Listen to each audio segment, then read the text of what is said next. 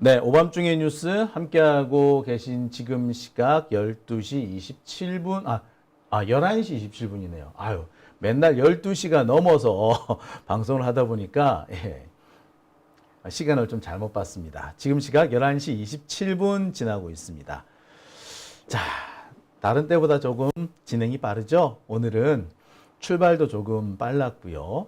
그리고 내용이 워낙 많다 보니까 진행도 좀 빨리 해야 될 것 같습니다.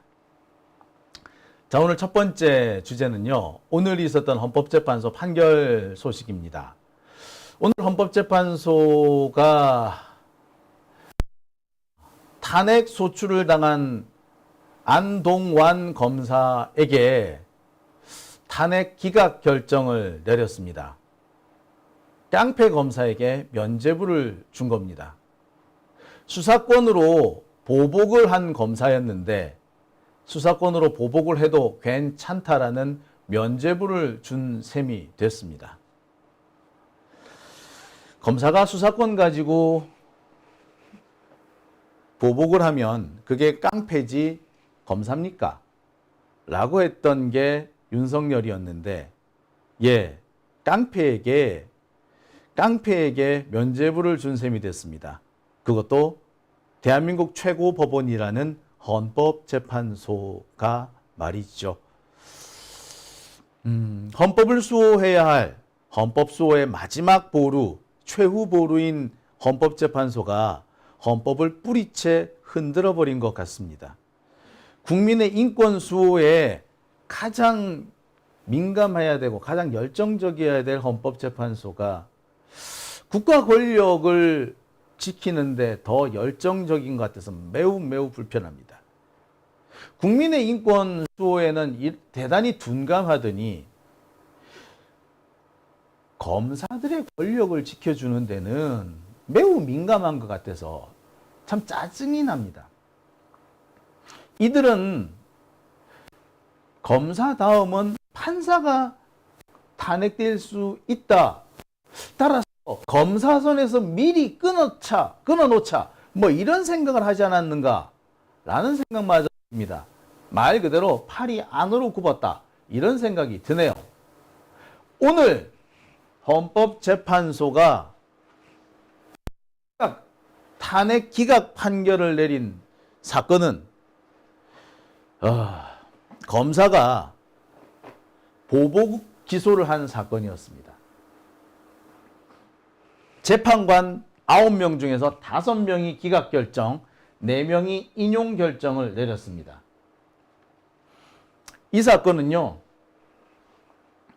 서울시 공무원 간첩 사건의 피해자였던 유우성 씨와 관련된 사건이었습니다. 유우성 씨는요, 억울하게 간첩 누명을 썼습니다. 유우성 씨는 원래 북한에서 탈북해서 우리나라로 귀순한 사람입니다. 그리고 서울시 공무원이 됐죠. 탈북자 신분으로. 근데 문제가 좀 있었습니다. 이 사람은 국적이 북한 국적이 아니고요. 중국 국적이었습니다. 그러니까 이른바 화교였던 거죠. 그러니까 북한을 탈북한 거는 맞지만 엄밀하게 말해서 탈북자는 아니었던 거죠. 탈북자는 탈북자인데 북한 주민이 아니었던 겁니다. 그러니까 우리나라에서 탈북자로 대우받을 수가 없었죠. 그러니까 좀 화교였던 거예요. 유우성 씨는 자기는 북한을 도망쳐 나왔으니까 탈북자로 대우받고 싶었고 그 과정에서 국적을 속입니다. 이게 나중에 탄로나는 거죠. 이 과정에서 유우성 씨는 간첩으로 누명을 쓰게 됩니다. 여기까지는 오해를 받을 수 있었다 치죠. 근데 오해는 수사하다 보면 풀릴 수도 있는 거 아니에요? 근데 오해가 풀릴 법도 한데 이때쯤에 오해가 풀릴 때쯤에 검찰과 국정원은 장난질을 칩니다. 유우성 씨가 북한과 중국을 오가는 기록을 북한과 중국을 오가는 이런 입출경 기록을 조작을 해서 마치 북한에서 간첩 교육을 받은 것처럼 조작을 합니다.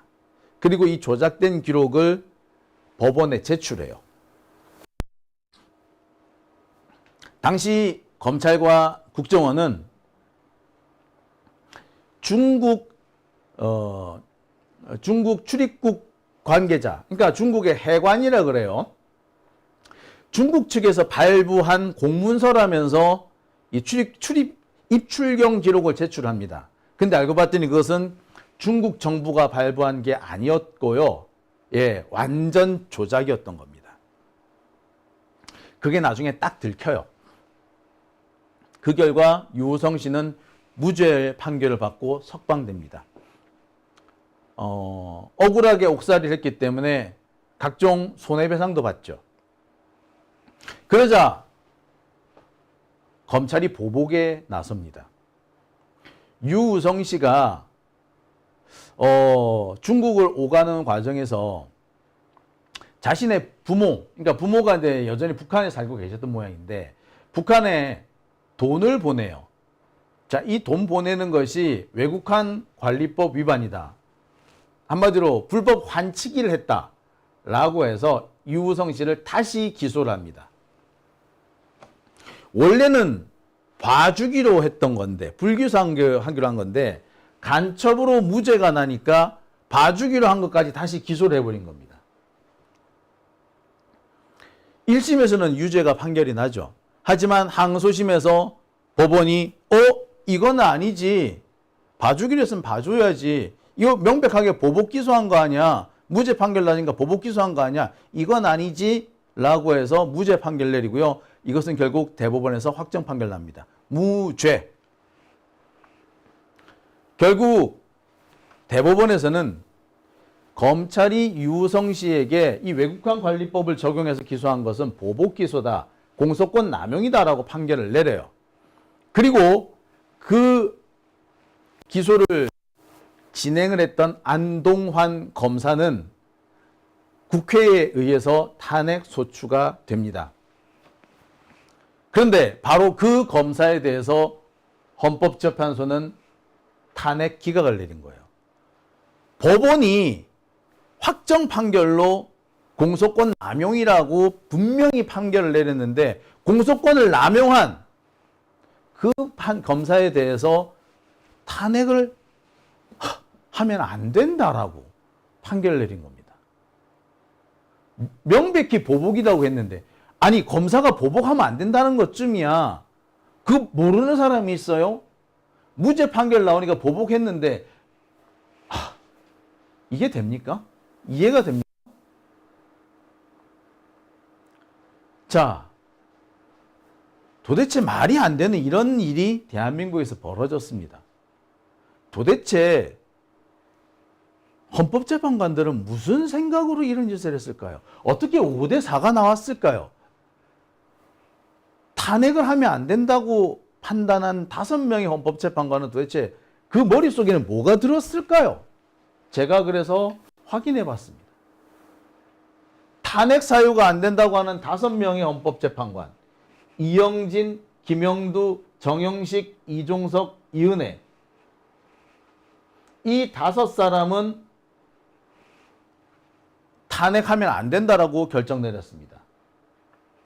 이 중에서 이영진, 김영두, 정영식 3사람은요, 아예 위법하지도 않다. 아예 기소해도 돼. 기소하는 거 괜찮아. 아예 기소할 수도 있지 뭐. 라고 판단 내렸습니다. 이종석 재판관과 이은혜 재판관은 기소한 게 위법하긴 해. 하지만 아이고 뭐 그 정도는 크게 문제되지는 않아. 경미한 수준이야. 따라서 탄핵할 정도는 아니야. 라고 했던 겁니다. 반면 김기영, 문영배, 이미선, 정정미 재판관은 위법한 검찰권 행사이며 매우 중대하다. 따라서 탄핵을 받아들여야 한다. 라고 했습니다. 이게 정상이죠. 이 사람들은 이상한 사람들입니다. 한마디로. 근데 이 이상한 사람이 5명씩이나 된 거지. 그래서 결국 기각된 겁니다. 도대체 이 사람들은 뭐 먹고 사는 사람이야? 그래서 확인해 봤습니다. 먼저 이영진 재판관은 2018년에 헌법재판관이 됐는데요. 바른미래당에서 지명한 사람입니다. 이 바른미래당이 현재 국힘당이 됐죠. 그러니 뻔한 거지. 김형두 재판관은요, 김명수 대법원장이 지명했어요. 중도 성향이라고 지명했답니다. 그러니까 김명수 이 사람도 얼마나 얼빠진 사람이야. 그러니까 김명수 이 사람이 아니 김명수 대법원장 이 사람 자기가 진보라며. 근데 왜 이런 사람을 지명을 해? 더군다나 이 김명수 대법원장은 윤석열 정권에서 김형두 재판관을 지명해요. 그러니까 윤석열 눈치를 본 거지. 이 김명수 대법원장 이 사람은 헌법재판관을 자기가 지명하면 돼. 딱히 윤석열 눈치를 볼 이유도 없었어요. 그런데 윤석열 눈치를 봐서 이 사람을 지명한 거죠.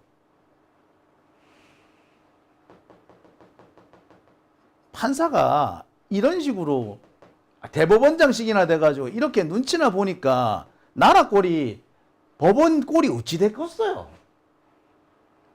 자, 그 다음에 정영식 재판관. 이 사람은 알아주는 수구 보수 꼴통입니다. 유명해요. 예. 이 사람은 모든 것이 오른쪽이다. 오른쪽도 아주 극단적으로 오른쪽이라는 사람입니다. 박근혜하고 아주 절친이다. 이런 얘기까지 나올 정도로 이 사람은 윤석열이 지명했어요. 이종석은 윤석열하고 친구라고 할 정도예요. 이은혜 재판관은요, 역시 김명수 대법원장이 지명했습니다. 문재인 정권에서 지명했는데, 당시 김명수 대법원장은 이은혜가, 진보인 줄 알았어. 이 사람은 젠더법 연구회, 한마디로 해서, 성평등, 이런 거를 주로 공부했던 사람입니다. 근데 알고 봤더니 아주 수구 꼴통이었던 거죠.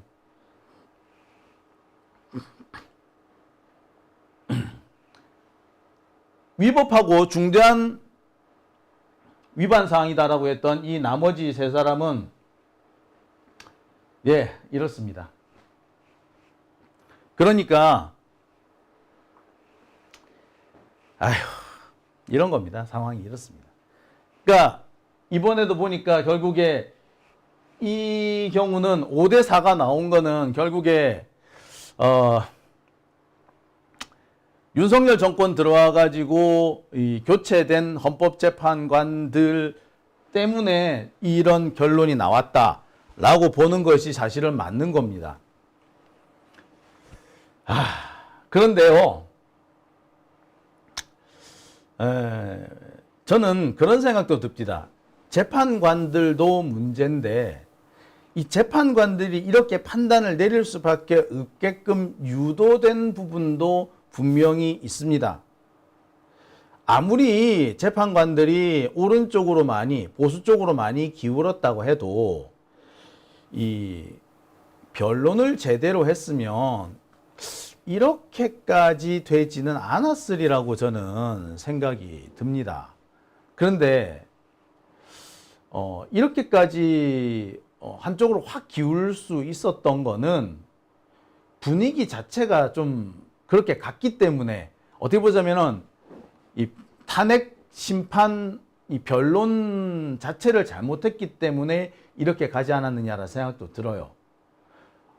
어떻게 수사권으로 보복을 했는데, 깡패 짓을 했는데 그게 괜찮다, 탄핵 사유가 안 된다, 이런 결정이 나올 수 있습니까? 그러니까 이거는 그만큼 변론을 잘못했기 때문에 이런 상황이 났다라고 밖에 볼 수는 없는 거죠. 저는 그래서 이게 예고된 참사였다라고 생각합니다. 왜? 자,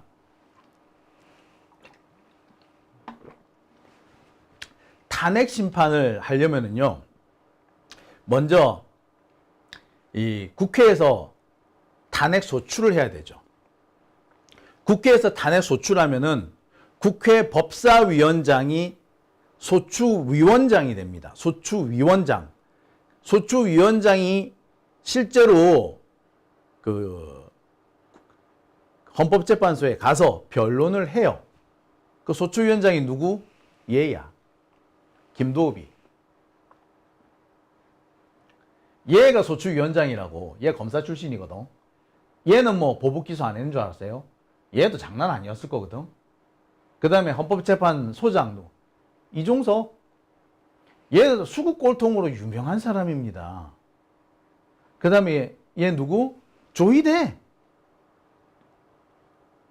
자, 대법원장이죠. 보세요.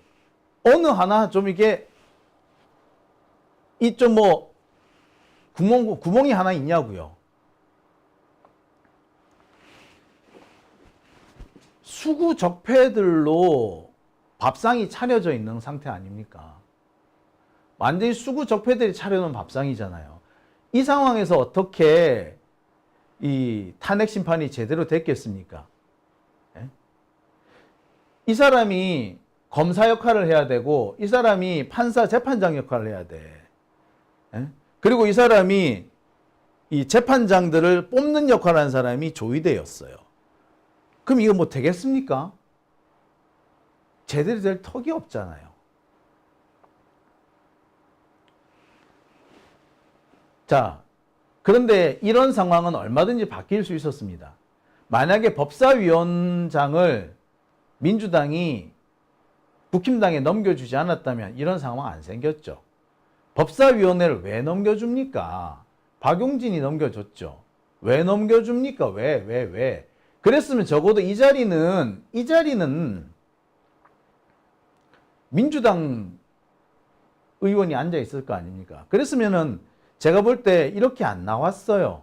5대 4면은 이거 전혀 가능성이 없지는 않았을 거예요. 이렇게 안 나왔을 거란 말이에요. 자, 이종석 같은 경우에는 대통령이 임명하는 자리이기 때문에 민주당이 어떻게 손을 쓸 수 있는 건 없습니다. 하지만 조희대 같은 경우는요, 국회 동의를 얻어야 돼요. 따라서 민주당이 동의를 안 해줬으면 이 사람 대법원장 못 앉았어요. 근데 왜 동의를 해줍니까? 그런데 이 조희대하고 이 김도읍은요, 민주당 법사위원들이 동의를 해줬기 때문에 앉을 수 있었던 거예요. 그 가장 큰 역할을 했던 사람이 박범계, 박용진, 소병철 이런 사람들인 겁니다. 한마디로 말해서 일을 배려 놓은 사람들이에요. 이들이 아니었다면 오늘 이런 결정이 나오지도 않았을 겁니다. 수구 적폐들의 밥상이 이렇게 잘 차려지진 않았을 거라는 거죠. 정말 속에 천불이 납니다. 답답해 죽겠습니다.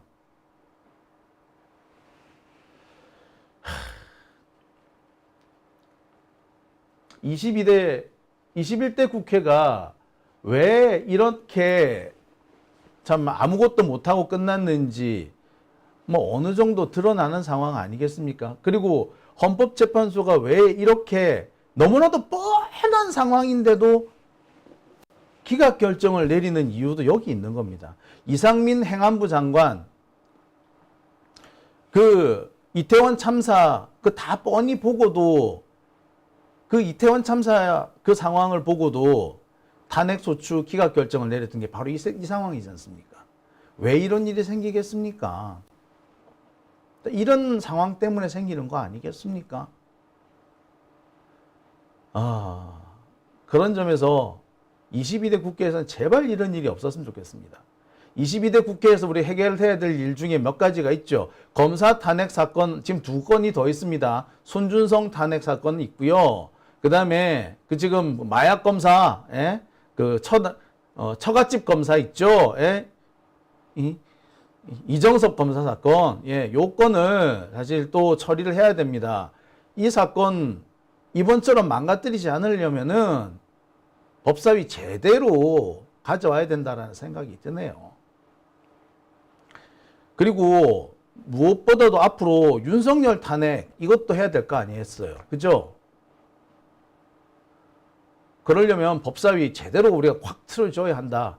다시는 협치 이런 거 해가지고 어영부영 권력을 넘겨주는 일 해서는 안 됩니다. 윤석열이 협치하겠다는 애예요. 협치, 아유, 툭하면 거부권 남발하는 애가 협치야? 그 박용진 얘도 약간 또라이 같은 애인 게, 예? 한동훈이가 그렇게 그렇게 깐족대고, 심지어 특활비 제대로 된 영수증도 안 내주는데, 뜨악하니 특활비 안 없애고 그대로 다시 되살려서 또 올해 또 특활비 살려서 예산에 통과시켜 줬잖아요. 그런 또라이가 어딨냐고요. 그래 놓고서 지가 국회의원을 계속 한다는 게 말이 돼? 그리고 그런 놈한테 의정 우수 입법상 줬다고 하는 게 나 도대체 이해가 안 가. 이런 것들이야말로 수박의 똥파리라는 생각이 듭니다. 그죠? 자, 오밤중의 뉴스 함께하고 계십니다.